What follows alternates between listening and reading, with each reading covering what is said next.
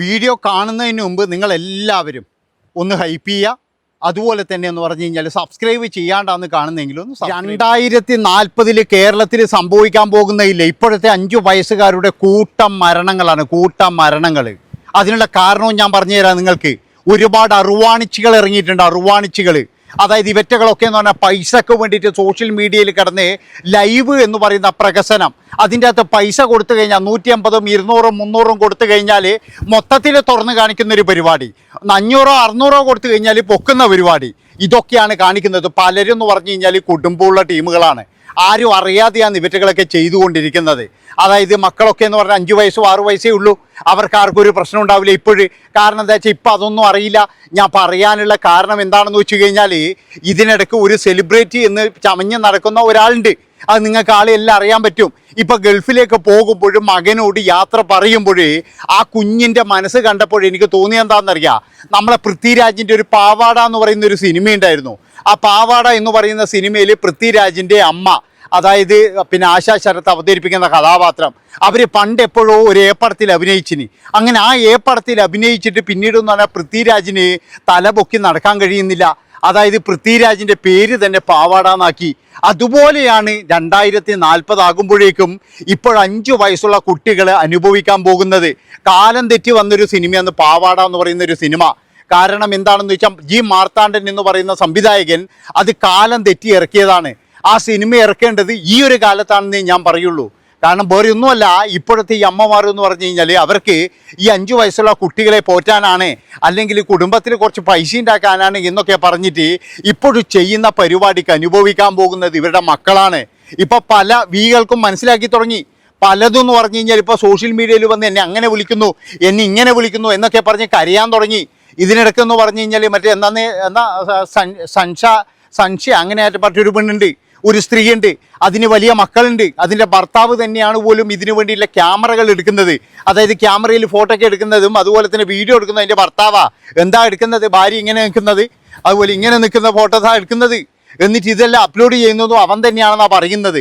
ഇപ്പോഴും വന്ന് പറയുന്നത് എന്താ അറിയുക, ഇനി ഞാൻ അങ്ങനെയുള്ള ഫോട്ടോസ് എടുക്കൂല. കാരണം എന്താ വെച്ച് കഴിഞ്ഞാൽ മകൾക്ക് 10, 16 വയസ്സായി, അതുപോലെ തന്നെ മകനാണെങ്കിൽ 10, 14 വയസ്സായി. ഇനിയിപ്പോൾ ഇവറ്റകൾക്ക് എന്ന് പറഞ്ഞു കഴിഞ്ഞാൽ പിന്നെ സമൂഹത്തിൽ ഇറങ്ങി നടക്കാൻ പറ്റുമോ? ഇവറ്റകൾ പറയുന്നത് എന്താ, മക്കളെ പോറ്റാനാണെന്ന്. ഇതിലും നല്ലത് തെണ്ടി തിന്നൂടെ അറുവാണിച്ചുകളെന്ന് ഞാൻ ചോദിക്കുന്നുള്ളൂ. ഇതിലും നല്ലത് നിങ്ങൾക്ക് പോയിട്ട് വില തീട്ടവും തിന്ന് ജീവിക്കുന്നതാണ്. അതായത് വളരെ മോശമായ രീതിയിൽ കാണണം നിങ്ങൾ സോഷ്യൽ മീഡിയയിൽ. എന്തൊക്കെയാണ് ചിലത് കാണിച്ചു കൂട്ടുന്നത്, എന്തൊക്കെ. ഇതിനിടയ്ക്ക് ഞാൻ നോക്കുമ്പോൾ ഒരു സംഘടനയിലൊക്കെ പ്രവർത്തിക്കുന്ന ഒരു സ്ത്രീയാ പോലും, ആ സ്ത്രീ ഇതേപോലെ വന്നിട്ട് ലൈവ് ഉണ്ട് കേട്ടാ, മെമ്പർഷിപ്പ് ലൈവിലേക്ക് പെട്ടെന്ന് എല്ലാവരും ബാ എന്ന് പറഞ്ഞിട്ട് ഇതൊരു മോളെയും കൊണ്ട് ഡിവോഴ്സ് കേസാന്ന് പറയുന്നുണ്ട്. ഒരു മോളെയും കൊണ്ട് നടക്കുന്ന 10, 14 വയസ്സുള്ള ഒരു മോളെയും കൊണ്ടാണ് നടക്കുന്നത്. എന്നിട്ടും ഇതുപോലെ വന്നിട്ട് യാതൊരു ഉളുപ്പും ഇല്ലാതെ പറയുകയാണ് മെമ്പർഷിപ്പ് ലൈവ് ഉണ്ട്, അത് പ്രീമിയം ഉണ്ട്, അത് ഇതുണ്ട്. മലയാളികളാണ്, പച്ച മലയാളത്തിലാണ് പറയുന്നത്. ഇതുപോലെ പിന്നെ എന്നാ പറയേണ്ടത്, ഈ ഇത്രയും വൃത്തികെട്ട ടീമുകൾ, അത്രയേ പറയാനുള്ളൂ. ഈ മലയാളികൾ ഇത്രയും വൃത്തികെട്ട ടീമുകൾ. ഇപ്പോഴും മലയാളികൾ എല്ലാവരും കാണുന്നത് പുച്ഛത്തോട് കൂടിയിട്ടാണ്, മറ്റുള്ളവരൊക്കെ കാണുന്ന പുച്ഛത്തോട് കൂടിയിട്ടാണ്. പണ്ടൊക്കെ എന്ന് പറഞ്ഞു കഴിഞ്ഞാൽ അന്യ രാജ്യത്തൊക്കെ കേൾക്കുന്ന കേസുകൾ, പോൺ സ്റ്റാർ പോലും ഭാര്യയും ഭർത്താവും തമ്മിലുള്ള എല്ലാ പരിപാടികളും നാട്ടുകാരെ കാണിച്ചിട്ടും അറിയാം പോൺ സ്റ്റാർ.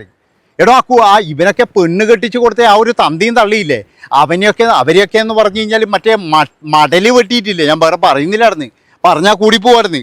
അപ്പോൾ ഇത് പറയാനുള്ള കാരണം എന്താണെന്ന് വെച്ച് കഴിഞ്ഞാൽ, അതായത് ഇതിനിടയ്ക്ക് ആ സെലിബ്രിറ്റി എന്ന് പറയുന്ന ആ സ്ത്രീ ഇതുപോലെ എയർപോർട്ടിൽ നിന്ന് മകനോട് യാത്ര ചോദിക്കുമ്പോൾ ആ ചെറുക്കൻ്റെ മുഖഭാവം കണ്ടപ്പോൾ, അതായത് ആ ചെറുക്കനെ കുറച്ചൊക്കെ കാര്യങ്ങൾ മനസ്സിലാകുന്നുണ്ടാവില്ലേ.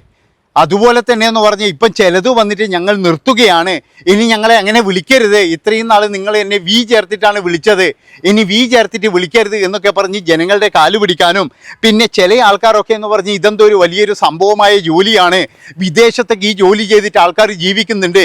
ഇപ്പോഴും ഒരു സ്ത്രീ വന്നിട്ട് പറയില്ല, അതായത് ആണ് പെണ്ണായതാണെന്നാണ് തോന്നുന്നറിഞ്ഞേ, അത് വന്നിട്ട് പറയുകയാണ്, ഞാനിങ്ങനെ കാണിച്ച് നടക്കുന്നതുകൊണ്ട് ആർക്കും ഒരു ഛേദവും ഇല്ല, കാണിച്ച് നടന്നോ. ഇവരൊക്കെ പറയുന്ന പരിപാടി എന്ന് പറഞ്ഞാൽ എനിക്ക് വേറെ എന്തെങ്കിലും വന്നു മനസ്സിലാക്കണം നിങ്ങൾ.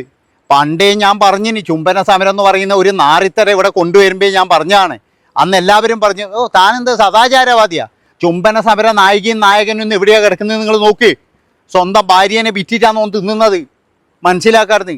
അപ്പോൾ ഇങ്ങനെയൊക്കെയുള്ള എല്ലാം കേരളത്തിൽ എല്ലാ കാര്യങ്ങളും എന്ന് പറഞ്ഞാൽ അളമ്പിച്ച് കൊടുക്കുന്നതെന്ന് പറഞ്ഞാൽ നമ്മുടെ നാട്ടുകാർ തന്നെയാണ്. എന്തോ നമ്മൾ എന്തെങ്കിലും ഒന്ന് പറഞ്ഞു കഴിഞ്ഞാൽ അത് സദാചാരമായി, അത് പിന്നെ ഭയങ്കരമായി. കാണുന്നില്ലേ ഇപ്പം, ഇന്നലെ കാണുന്നില്ലേ ഭ്രൂണം വരെ മറ്റേ ഇതിൻ്റെ അകത്ത് സൂക്ഷിച്ചിട്ട്. അപ്പം അങ്ങനെ മലയാളികൾ എന്ന് പറഞ്ഞു കഴിഞ്ഞാൽ തരം താഴ്ന്ന അവസ്ഥയിലേക്കാണ് പോയിക്കൊണ്ടിരിക്കുന്നത്. ഇതിനൊരു അറുതിയില്ലേന്ന് ചോദിച്ചു കഴിഞ്ഞാൽ അറുതിയില്ല. ഇപ്പം എല്ലാവരും ഇത് തന്നെയാണ് പരിപാടി. ഇപ്പം എല്ലാവർക്കും എന്ന് പറഞ്ഞാൽ വേണ്ടത് എന്താ അറിയുക, ഇപ്പോൾ മറ്റേ മെമ്പർഷിപ്പ് ലൈവിന് ഇപ്പം എന്ന് പറഞ്ഞാൽ ക്യൂ ആണ് രാത്രിയാകുമ്പോൾ. മലയാളികൾ തന്നെയാണ് ഇതിൻ്റെ പുറകിൽ. അതാണ് നിങ്ങൾ മനസ്സിലാക്കേണ്ടത്. മെമ്പർഷിപ്പ് ലൈവ് എന്ന് പറയുന്ന പേരിൽ പ്രീമിയം കൊണ്ട് പോലും നല്ലത് കൊണ്ടുപോലും.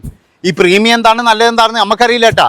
ഇതിൻ്റെ അകത്ത് കയറിക്കഴിഞ്ഞാൽ എല്ലാം മനസ്സിലാകും. ഇന്നലെ ആ ഒരു എന്താ പറയുക കുട്ടിയാനേനെ പോലെയുള്ള ഒരു സ്ത്രീ ഇല്ലേ, മറ്റേ ഈ പിന്നെ ഇങ്ങനെ ഇതായിട്ട് എന്തോ ഒരു സംഭവമായിട്ട് നടക്കുന്ന ഒരു കുട്ടിയാനേനെ പോലത്തെ ഒരു സ്ത്രീ ഉണ്ട്. ഞാൻ ബോഡി ഷെയ്മിങ് തന്നെയാണ്. ഇനി ബോഡി ഷെയ്മിങ് എന്ന് പറഞ്ഞിട്ട് ആരും വരണ്ട. ബോഡി ഷെയ്മിങ് അറിഞ്ഞുകൊണ്ട് ചെയ്യുന്നത് തന്നെയാണ്. കുട്ടിയാനെ പോലെയുള്ള ഒരു സാധനമുണ്ട്, അതിങ്ങനെ വന്നിട്ട് കാണിച്ചിട്ട് ഇങ്ങനെ പറയുക, ഇന്ന് ലൈവ് ഉണ്ടേ, രാത്രി 2 മണിക്കാണ് ലൈവേ, 3 മണിക്കാണ് ലൈവ്. അത് എവിടെ വന്നിട്ടാണ് പറയുന്നത്?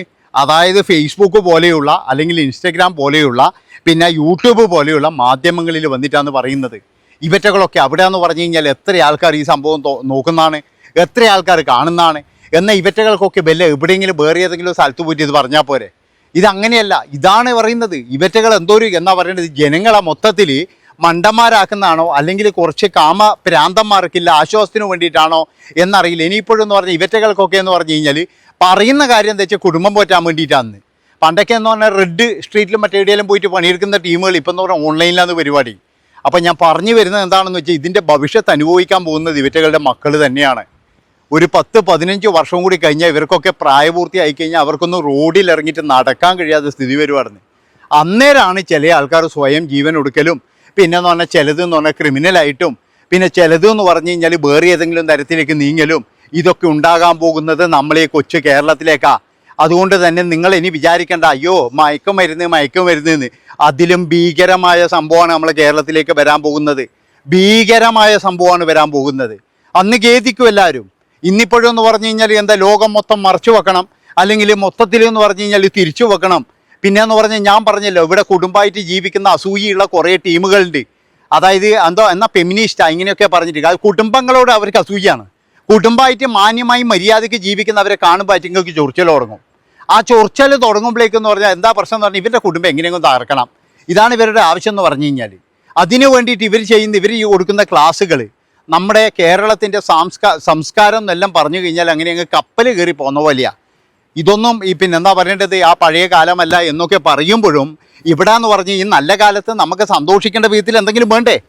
ഇവിടെ എല്ലാവരും പറയുന്നത് എന്താ, പഴയ കാലമല്ല പുതിയ കാലം. എൻ്റെ പുതിയ കാലത്ത് ഇത്രയും പ്രശ്നങ്ങൾ, അതുപോലെ തന്നെ കൊലപാതകങ്ങൾ, മയക്കുമരുന്നുകൾ, പിന്നെ പിന്നെന്താ മീനാക്ഷികൾ, ഇതൊക്കെ ഉണ്ട്. അപ്പോൾ ഇതിനെന്തെങ്കിലും ഒരു അറുതി വരുത്തുമല്ലേ വേണ്ടത്? ഇതെന്ന് പറയുന്നത് കേരളം എന്ന് പറഞ്ഞാൽ ഓരോ സമയത്തെന്ന് പറഞ്ഞു കഴിഞ്ഞാൽ പലതരത്തിലേക്ക് അങ്ങ് പോയിക്കൊണ്ടിരിക്കുക. സോഷ്യൽ മീഡിയ തുറന്നു കഴിഞ്ഞാൽ ഇത് മാത്രമേ ഉള്ളൂ. ഞാനൊന്നും പറയുന്നില്ല. നിങ്ങളൊരു കാര്യം ചെയ്യും, എൻ്റെ വീഡിയോ ഒന്ന് ഹൈപ്പ് ചെയ്ത് വിട്ടോ. നന്ദി, നമസ്കാരം.